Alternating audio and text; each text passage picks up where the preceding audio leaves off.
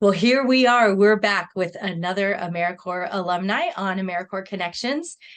For those of you who are new to the channel, my name is Nicki Fiacco, and I'm an AmeriCorps alumni from Volunteer, Maryland, which is a state and national program. And I've had all kinds of different roles within the national service spectrum, from executive director of a program and executive director of a commission for two states. But my passion and my love is to talk with AmeriCorps alumni and really understand what they're up to now and if their service year had an impact on what they're doing.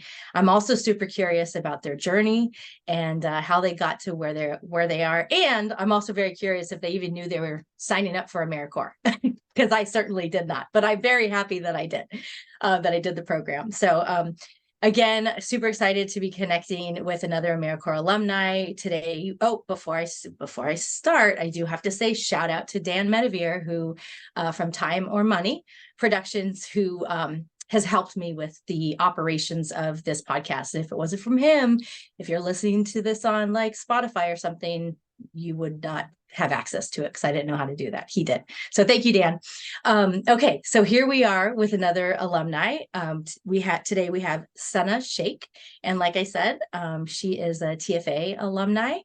And we're just going to jump in and learn, like, Sana, like, how did you find AmeriCorps, and did you choose the journey? And let's just learn about your journey. So where did it start? Thank you so much. Thank you for having me. I'm so excited to chat with you today. And I actually didn't find AmeriCorps. AmeriCorps found me. I went to Berkeley for undergrad, and there are recruitment officers from Teach for America that come and they try to encourage folks to be part of the organization. I had a friend of a friend refer me.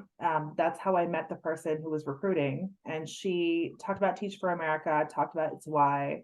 And I very serendipitously found myself in Teach for America. And it really spoke to me as an organization because I myself came to the United States for an education. So it really solidified the fact that, like, my passion is helping others, working with others who don't have the same opportunities and resources as I do. So the mission really called to me. It really fell into my lap. And then I spent 2 years teaching in Baltimore City, which really kind of precipitated my entire career in education and policy. Now, did you start in Baltimore, in Maryland, and then because you were in Berkeley, so Yes. that's not Maryland. I know that. That's California, because I'm from California. I literally went from the farthest point of one coast to the other. So Yeah. there was like a selection process where they ask you where you would like to be placed. And for me, I really wanted to be in an urban area, and I wanted to teach big kids.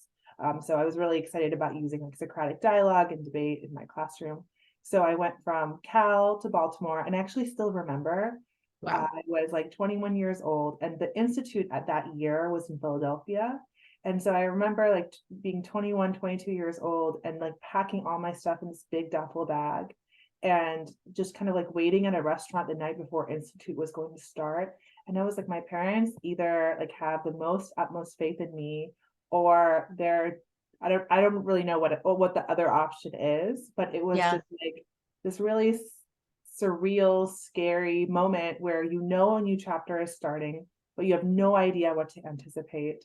And so it was just like this poignant moment of like, I know that I'm going to be learning a lot, but I don't know what to expect. And here we are, like 13 years later, and virtually every single part of the activity that I did, or work that I did, or volunteering that I did connected somehow to that formative 2 years in the classroom. Really? Yes. Yes.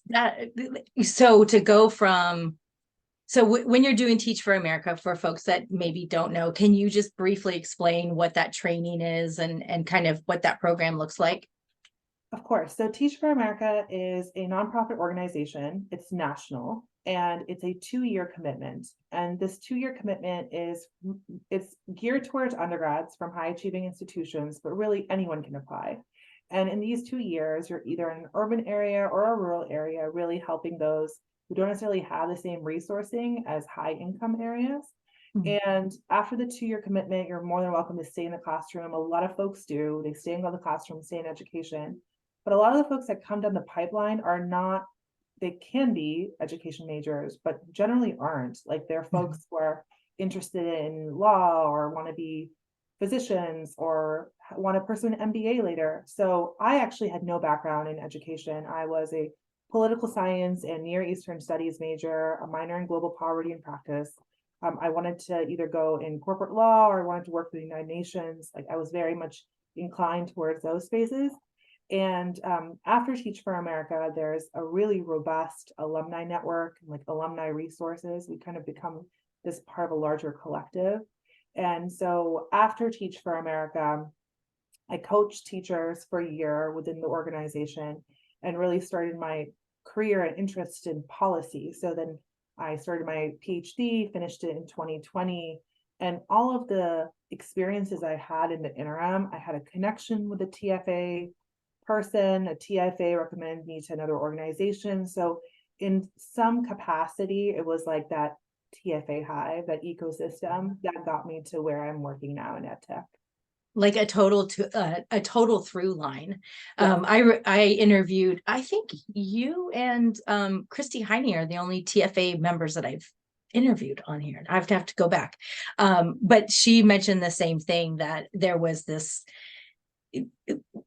after service like connection and mentoring and making sure everybody lands in a place where they want to, which not a ton of programs do that. I mean, I think the bigger programs like City Year, I've also heard, has a really good offboarding program, but that's not necessarily the experience of a lot of AmeriCorps members. And that's actually kind of the genesis of me wanting to pull together this podcast. I'm like, where are we? And like, let's help the current members like get to like wherever it is that they want to go and support them along the way.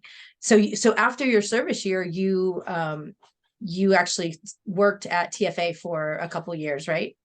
I did. So I worked at TFA for a year, and in that year, I supported core members in the classroom. So at the time, the structure may or may not have changed. This was a bit of time ago, but what happened at the time was, as a instructional teacher in the classroom, you had a coach come in from Teach for America to observe you, provide you with support, insight, like how your classroom is going, whether you want any other instructional support or resourcing, whether you might have had a really bad day. They kind of served as like a therapist, coach, interventionist, Yeah. all of those pieces in one. And I loved it. Like I really enjoyed working with people, coaching them, seeing the growth in the classroom, and just seeing how powerful an educator is in terms of shaping the mindsets and behaviors of kids. Like I still remember when I was growing up, like when a teacher was like, you did a great job, or this was a really well-written paper, I can see you doing this.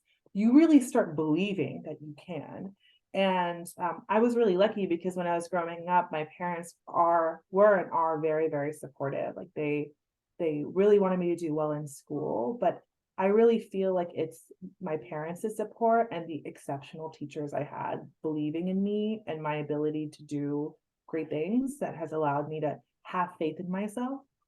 And Nicki, it's so interesting because there's been a lot of conversations on imposter syndrome of like, not knowing what you're doing, like how you have to pretend to like learn. I never had imposter syndrome. I was like, yes, I never had it. Even as a kid, I was just like, when I came to school, I was like, I just need someone to give me a chance and I'll prove myself. And that type of confidence you can really get from an educator, like saying that you have purpose and you can really accomplish anything. That was, it's funny when you said I never had that. I'm like, that's not where I thought she was going to go with that. I swear, I think every shirt I wear is like, I have imposter syndrome. No, I'm just kidding. It's a funny thing. It's a funny sort of thing that I teeter with imposter syndrome. I mean, even with this podcast, I'm like, are people even interested? And then I get a slew of messages that was like, that was the best episode or whatever. And I think you reached out to me about some episode or something, and we just wanted to chat. so that was that way. And to your point about educators, I mean, I can still remember those I still remember my first grade teacher, Mrs. Smith. Like, I just remember her just having so much faith in me that I was like, wait, but I can't read this. Like, why are you? I'm not a good student. But yeah, that's I wanted to circle back to what you had mentioned about like the coaching and kind of maybe link it to some of the stuff that you're doing now, because you mentioned to see how that, you know, when you were doing the coaching, you noticed how much of an influence the educator had on the way that the folks in the classroom were experiencing school or whatever. Do you think that like that was kind of a little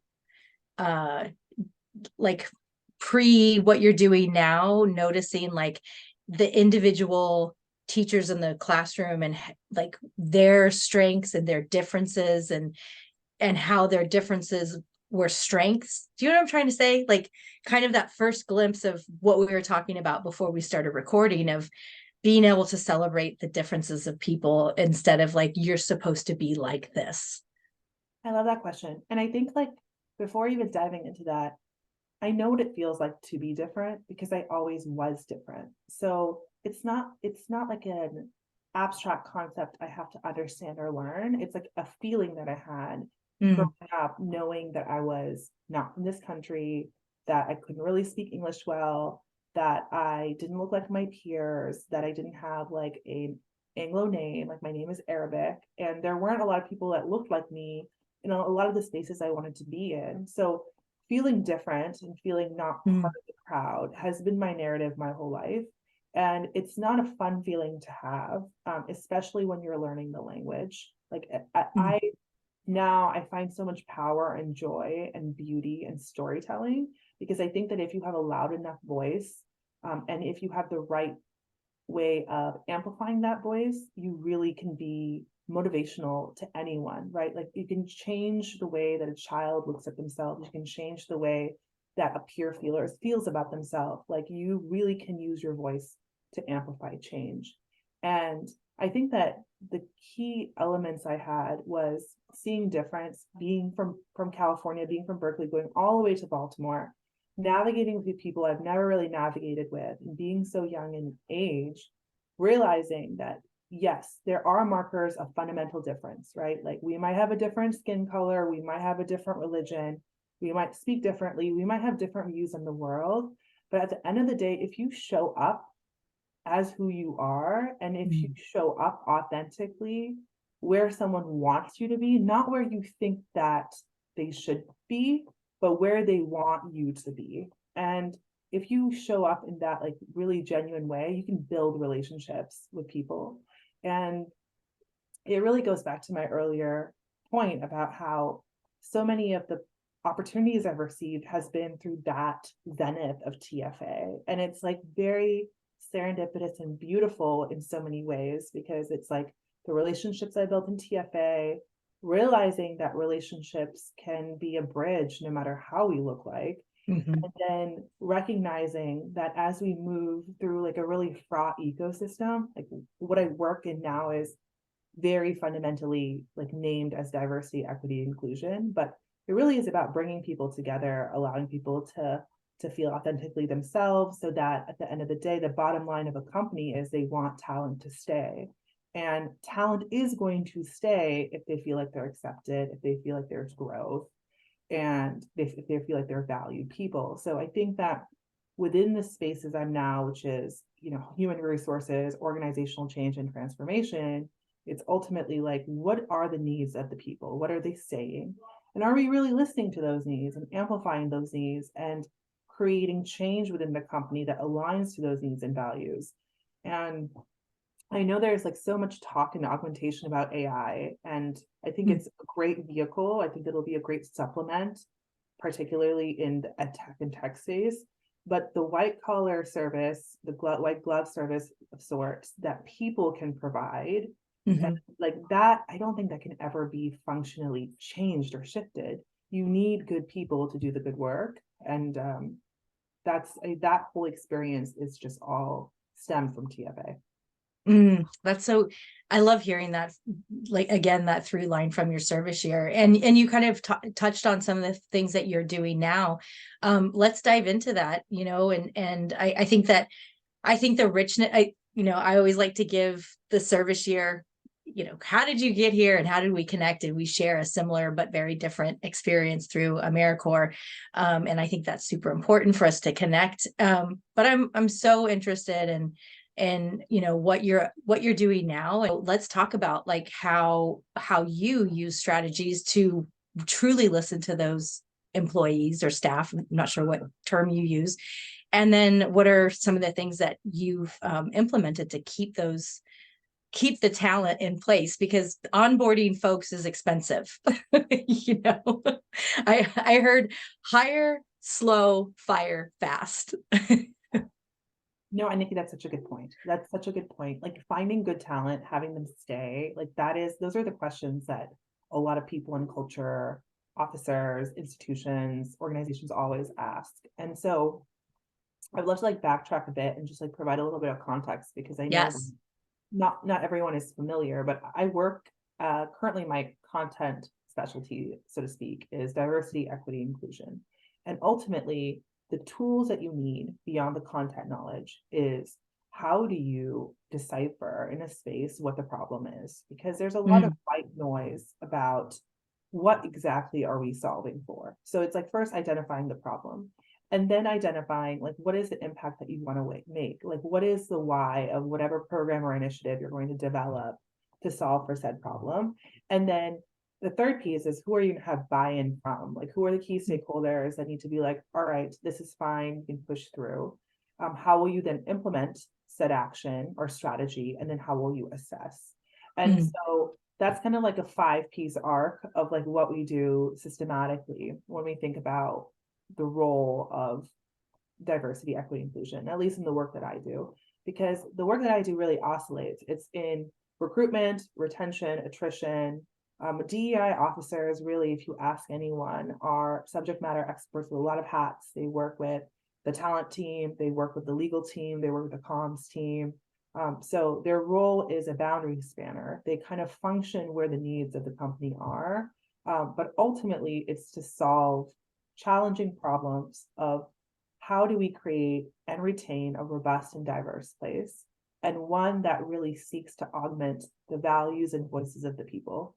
And what I've noticed is it's the work, but the people are become like your friends. They're people that you see every day. And it's not simply like a textbook case or a case study. It's like these are people that are coming in with their stories, their lived experiences, their intersectionalities of their identity. Like they might be caregiving for their parents. They might have multiple kids during COVID. They might be navigating through different sort of neurodivergent challenges. So like people are coming to spaces with a lot already. And as a subject matter expert, I can, come in and talk about the problem and identify the solution. But sometimes it's just like, how are you being there for someone? How are you really just listening to them? And how are you meeting them where they are? Because sometimes that person doesn't need for you to solve a problem for them. Sometimes that person just wants you to listen, or they're having a bad day, or they just need like a friend or a thought partner or someone to guide them. So I think it's like that type of EI, like that type of EI AI can't do, right? Like that assessment AI can't be like, oh, let me diagnose. And that type of sort of navigation is really contingent on the person coming in. And so I claim that to be my superpower, which is how do I assess what the problem is and how do I meet people where they are in a way that's authentic to me. And I may not know everything, but I know enough to know that it doesn't matter what you say, it matters how you make someone feel. And someone who's felt, unwelcome or unwanted in so many places in my life, like I just never want to have anyone else feel similarly to me. Yeah. I have heard through communications that people will forget what you say, but they'll always remember how you made them feel.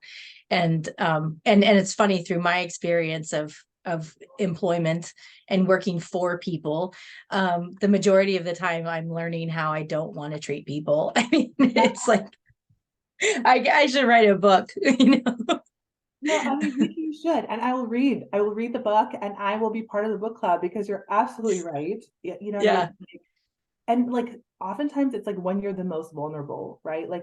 I just immediately think I have a 4-month-old.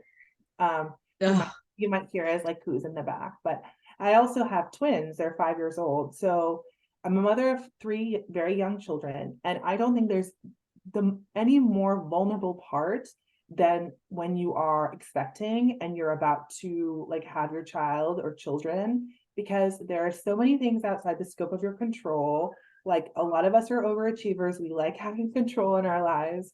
And I just remember like the way that the doctors, and particularly the nurses, like how the nurses were caring for you, like how they care for you. Like, I will Mhm. never forget like the type of care I received at that point in time, because I was physically not capable and like emotionally taking care of 2 little ones. And so that type of goodness, like, you just want to like emanate out to the world in as many ways as you considerably can. That's like something that will, like, that's something you want to emanate out to other people, and as in your daily ordinary relationships as much as you can. Yeah. So I'll share a pregnancy story with you, which this is going to be funny that this is actually going to be public. But so when I was pregnant with my daughter, I worked for a gym in Michigan, and it was a small gym, and I had worked there before I was pregnant, and I let him know, you know, couple, maybe a month or so into my pregnancy, maybe it's 2 months, I don't know.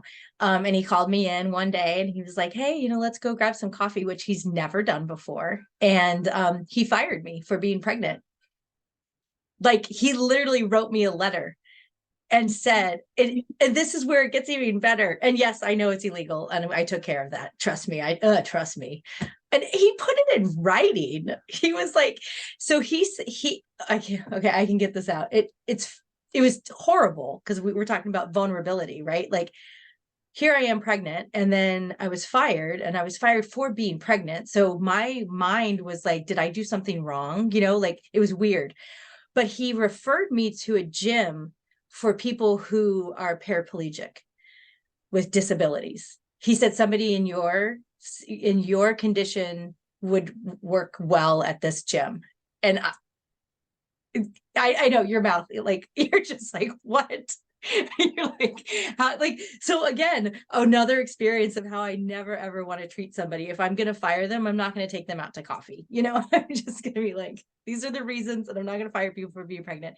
It was crazy. It was the weirdest thing that I ever experienced. But I did actually end up working for the gym, and sorry, I'm going on a tangent, but what I learned at that gym was so amazing. Like, people who could not feel their legs, they would put them on the leg extension machine with weights, because their muscles are atrophying because they're not moving, and they would move it for them, and they would have them visualize moving their legs. And so they were trying to like build.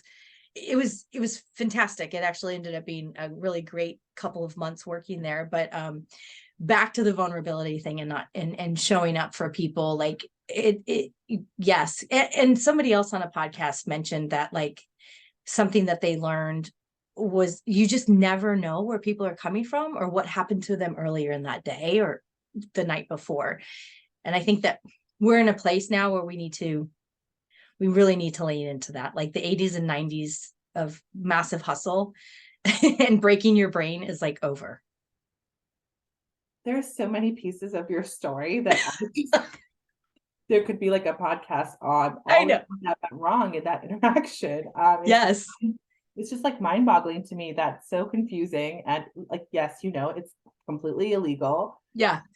But you know, Nikki, like, there's like our like legal like laws and ramifications and policies at play. But like, there is so much research on like, if you're a working mom, there will be a bias. There is biases in the way that people perceive you or your ability or capability.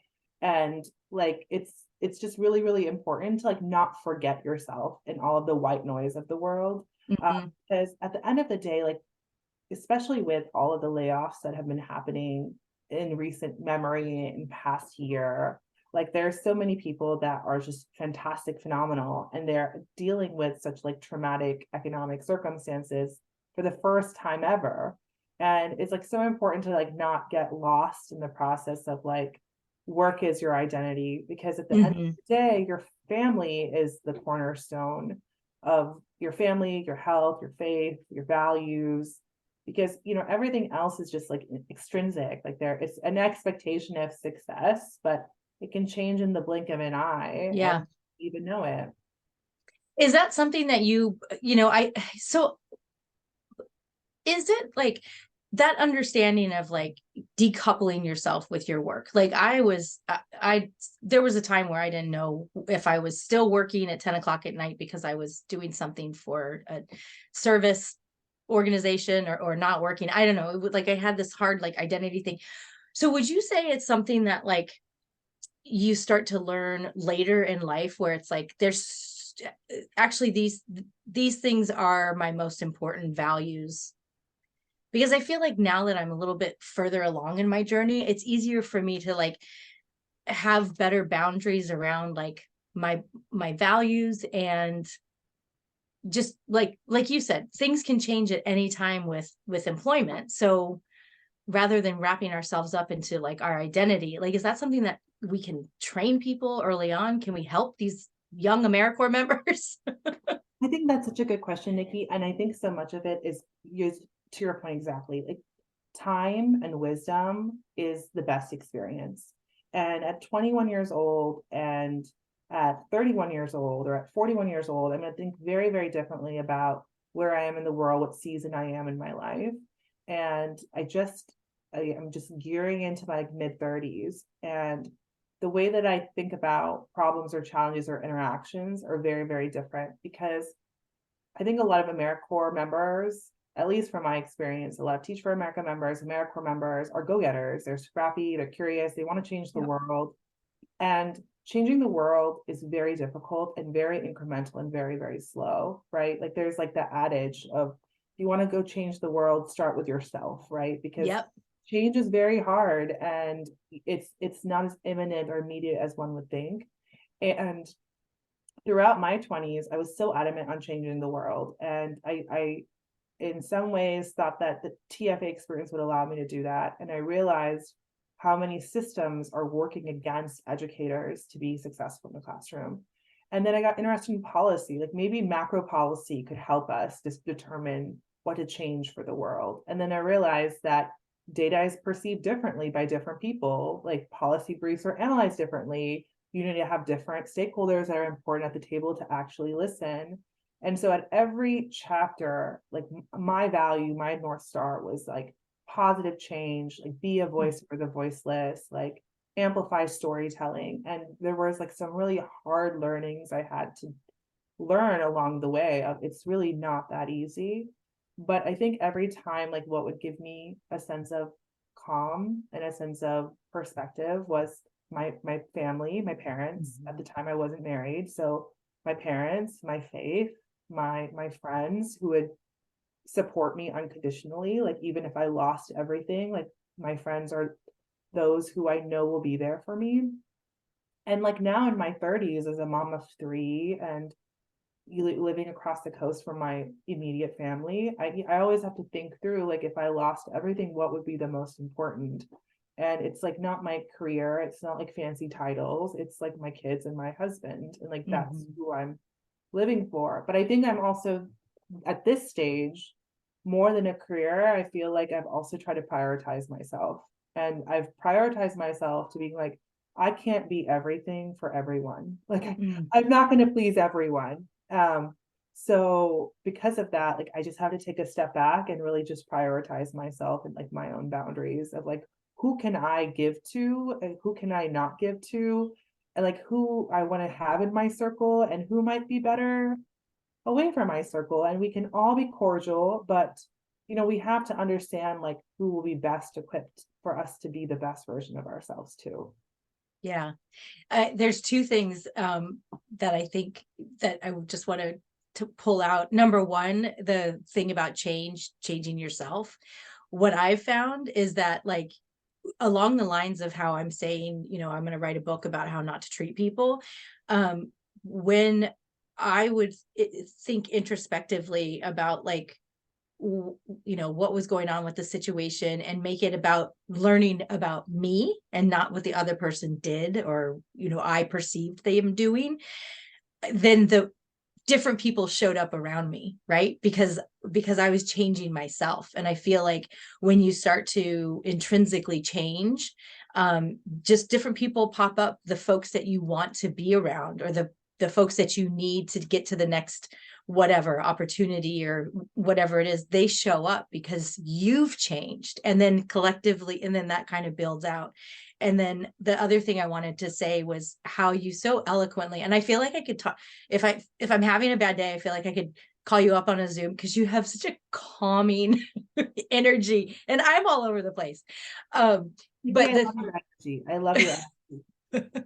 I can tell you every single interaction, mostly jobs that I've had with people, they're like, and this is our Energizer Bunny, Nicki. And I'm like, yep. I mean, my Twitter handle, it says, I'll never be more or less of who I am. I've always showed up the same. It's always been the same. I was the mascot of my high school. That was super fun. But the other thing I wanted to point out was how you said,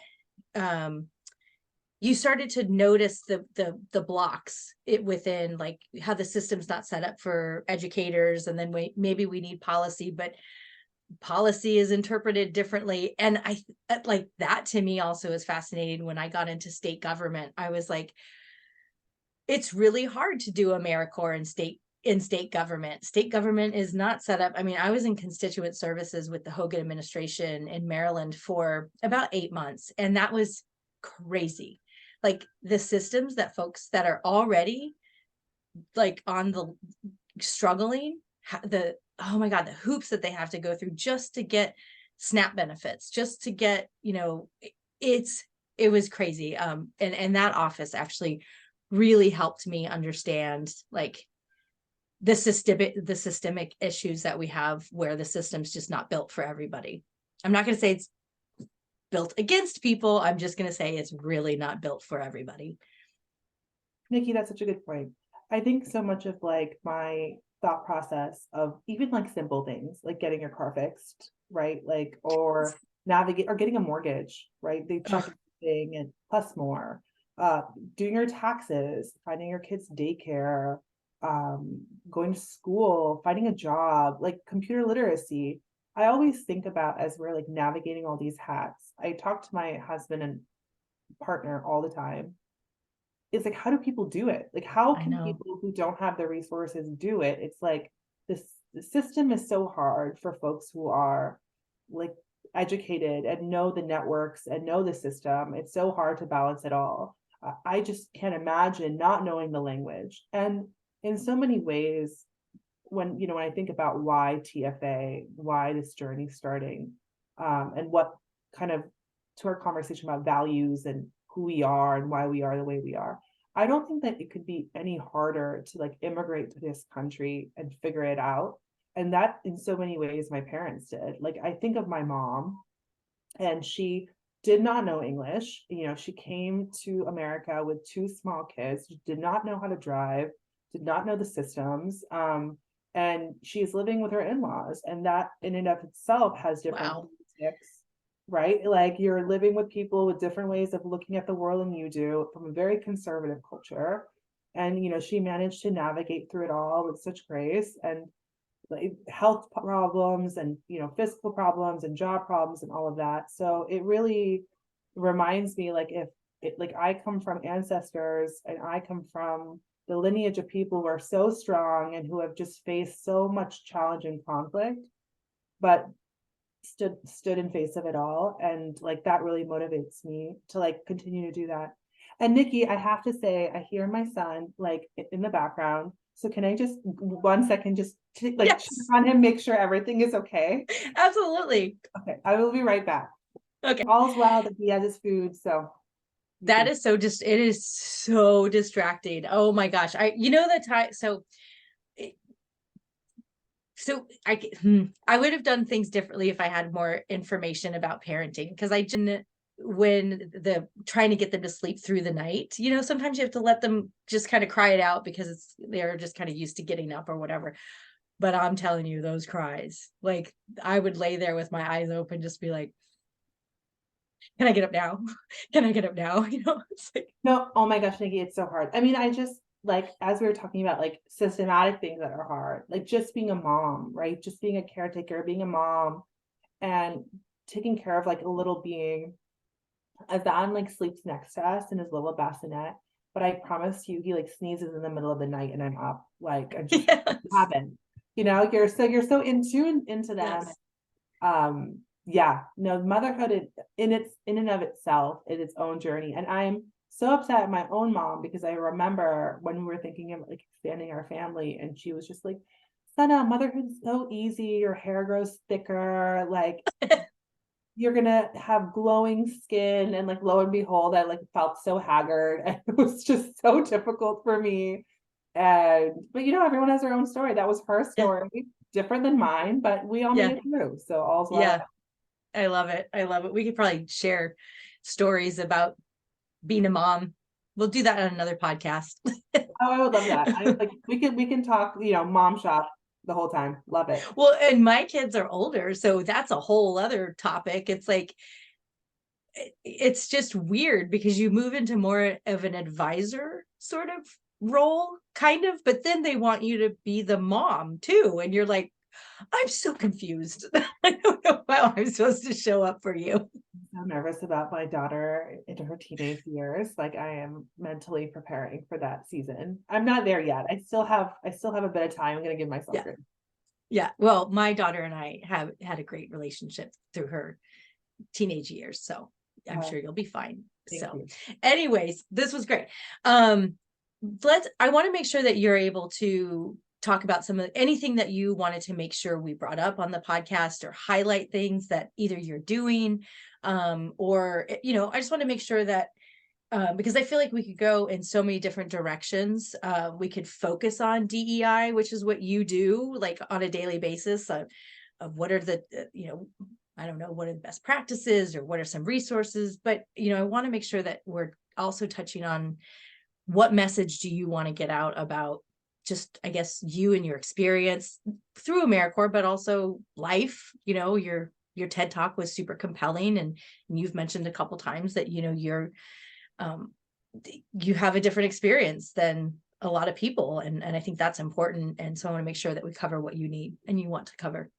I love that. I think that one thing that I really want to outline and highlight is the fact of giving people chances. Mm, That for me really is like true to my core because I think that in so many ways Teach for America and AmeriCorps is powerful because it gives people a chance to do service and understand a lived experience different than theirs. And the premise of the program is to give folks chances who've been like historically marginalized. So I think that's really powerful. But I think like giving folks chances, even if they're different than you, is something that deeply resonates to me like throughout my career because my arc is very unique in the sense that I've done a bit of policy, a bit of higher ed, a bit of operations, a bit of learning and development. And at the end of the day, someone has to look at me and be like, I believe in Sana. I want to mentor her. I want to advocate for her. I want to sponsor her. I want to uplift her. And the more that we do that for other people, particularly people that we wouldn't otherwise be friends with, for me, in my core, is what the spirit of AmeriCorps and its impact on my life has been all about. And I think that as parents now, like it's all very much of an arc. It's a mosaic of sorts because as we are now like cultivating the new generation of leaders, like I still feel in my, I joke with my friends, like aesthetically, I feel like I'm 95 years old, but like internally, right? Like internally, you're still the core is the same of the person that has had all these seasons of life. And as we are raising our kids, I really want them to be the best versions of us. And, how do they do mhm. that? They're not going to be doing that by getting X or Y degree. Like, that's not why you're proud of your kid. It's are they kind to others? Do they work well with others? Are they critical thinkers? Do they, solve for challenging problems that are impacting our humanity? Do they live with dignity? Do they have hope? And I just feel like all of those values, like this values oriented work, is something that we can't forget with the hype of like hustle culture, or like let's go up the socioeconomic ladder, or keeping up with the Joneses, or even influencer culture, which there's pros and cons to that in so many ways, because you're seeing this veneer of perfection all the time on all your social media channels, whether it's Facebook, Instagram, TikTok, the million in between. Like, that's not real life. And for me, it's like so important is like giving people chances, not believing in the hype and the white noise, and doing it in a way that allows us to authentically show up for our future generations, and like allows them to cultivate them to be the best that they can be, is so important for me personally. I love that you said giving people chances. That was one of my favorite things. And it goes right back to AmeriCorps. I mean, that is why we have to have this podcast. When I was director for Volunteer Maryland, I was involved in vetting the AmeriCorps members and helping, like, figuring out because we placed them all across the state of Maryland. We had like 35 partnerships. And so there were nonprofits and schools that we placed people in. And I mean, I remember a gentleman who applied, and he was a stay-at-home dad. He had his law degree, but he said to me, "Is like, my wife makes more money, so it makes sense for me to stay home with the kids." So he had stayed home for the past like 15 years or something, and he just wanted to get back into it. And I had a hard time placing him, and I was like, "There's no way I'm going to find a place for you, because your journey is going to start here. Like, this is going to be what you need." And it happened several times where I saw something in somebody, and the sites were like, "No, we don't want somebody like that. We don't want somebody like that." And I'm like, then they're just going to come serve in my office, because this person has. And every single time I was just so tenacious, and I'm like, I'm going to find them a site. The AmeriCorps member just blossomed, and the site like ends up hiring them or whatever. So I just think that's really, if anybody doesn't get anything from this podcast, giving people a chance and looking beyond, their appearance or how you perceive them to show up. That's where we are right now with humanity anyways. Like, if you're not acting in that way, then you're just going to drop off the planet. Not really. I am not a flat earther. I love how you have to say that, Nicki. I know. I feel like that's indicative of so many pieces. There's one thing that you said earlier that like really resonated, which is you don't know what people are going through, and you have no idea what type of baggage that they're coming in with a meeting with, or maybe why they were snappy to you that day, or why they're not smiling. And where women are Yes. told, like, if we're not smiling, then we're not bringing your best selves. So there's like so many layers to that piece. I just like vividly remember that when the twins were born, the first year with like minimal sleep, I just barely remember. Like, I remember like bits and pieces, but that first year was truly a haze. And I remember we were like navigating, this is like such a key experience in my life. We were navigating to their first birthday party. It was a huge birthday. We had invited tons of family and friends. I think that there was maybe 150 people on their first birthday. Wow. Like, I wanted to truly celebrate that we had reached this point. And so my parents, they always come up from California to all these big events we do every year, whether it's for the twins or for our little or for an anniversary. We always kind of do a big event to celebrate. And there was a wedding. There was like a series of weddings that year. There was like 10 weddings that year. And my dad was, a few days after the twins' birthday, was like, I'm not feeling particularly well. And my husband, he used to work at the hospital. He was like, oh, like, what's wrong? My dad's like, he was explaining to him the symptoms. I was out of the house at the time because I was like doing errands. And Rehan, he was like, you need to go to the hospital, because I think he knew that he was having heart attack symptoms or a heart attack. And lo and behold, he was and had a heart attack. So here's my dad on the opposite side of the country, here to like provide me support. My twins are 1, so they're still very small. There's a slew of weddings, so people are just in their own head. They're excited about their own exciting milestones. And I am like going through utter devastation because it's my dad. It was the first time he had never had a history of it before. Yeah.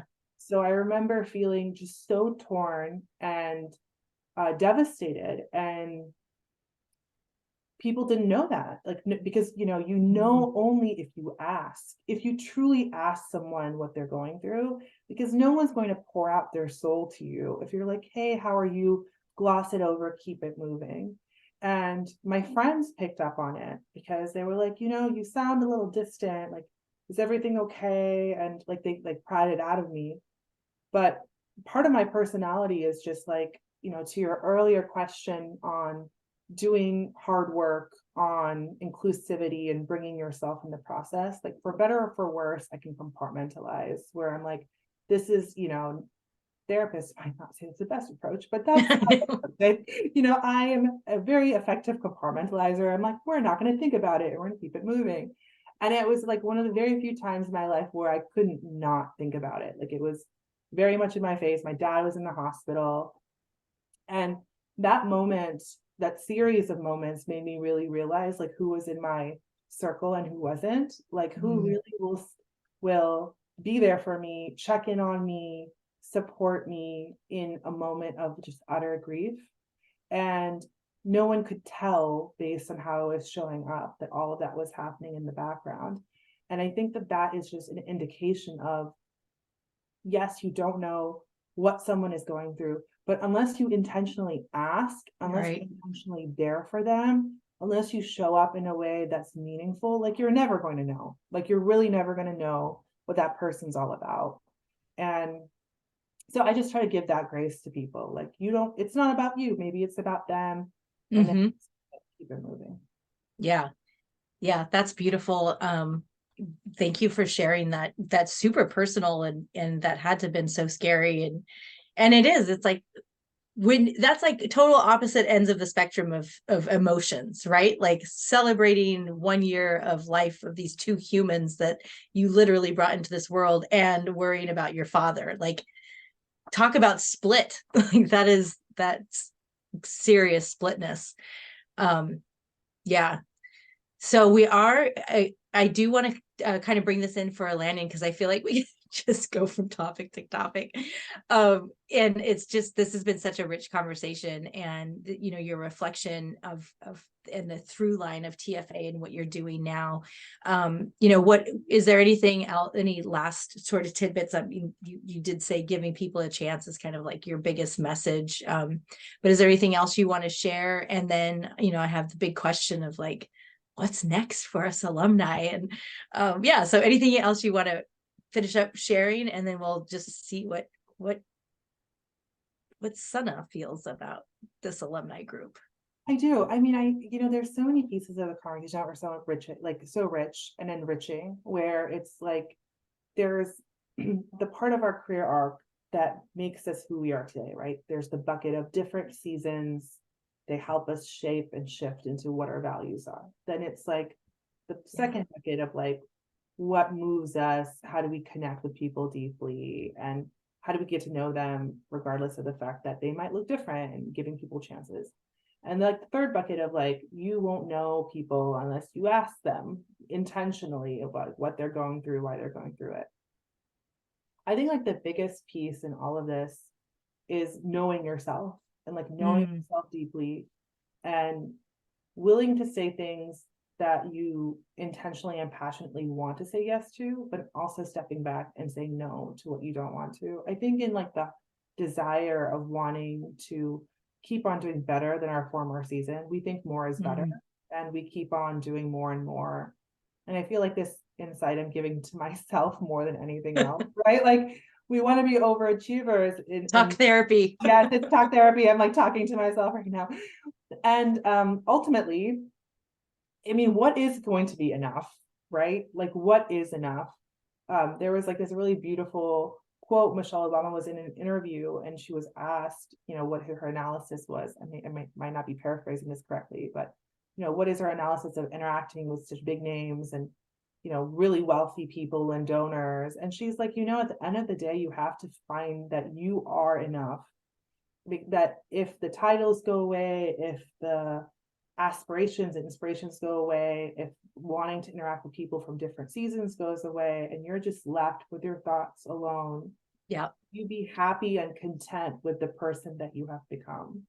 And I just go back to that in the core. And that's, for me, why my family is so important, because when all of the white noise settles, right? Because one day you might be on top of the world, the other, like, social might cancel you and you might be done, right? Like, so I just think that grounding yourself in that really gives perspective and really gives meaning to like what life should be about. Yeah, that's beautiful. That's such a great way of closing. And it's if people can get what you're saying, if people can truly understand and get what you're saying, you're free. You like, there is such a freeness of just being like, what I have today is what I have today. And I'm okay with that. And truly like believing and understanding that is, so if you rewind that and listen to what Sana just said. There's people like you to balance people like me out in the world. So Funny. I love that. And that's yeah. Okay. So big question. We have 1.2 million. Yeah, we have over a million AmeriCorps alumni who have gone through the program. And I always like to say I'm interviewing a fraction of a fraction of a fraction of a so far I have almost 30 interviews, so that's great. I'm on my way. But what do you see for what do you see for this AmeriCorps alumni group? Locally, nationally, regionally, one at a time. I think AmeriCorps very much is a movement. I think it's a movement of people who are anchored in collective action and want to do good for the world. And I know that there is a conversation on intent versus impact, regularly. And I think we need to give grace to that sort of framing, because if everybody knew what the right thing to do was and is, we wouldn't be living together in the world that we are. We're all trying to figure it out. And sometimes the intent allows us to figure out like what our impact will eventually be.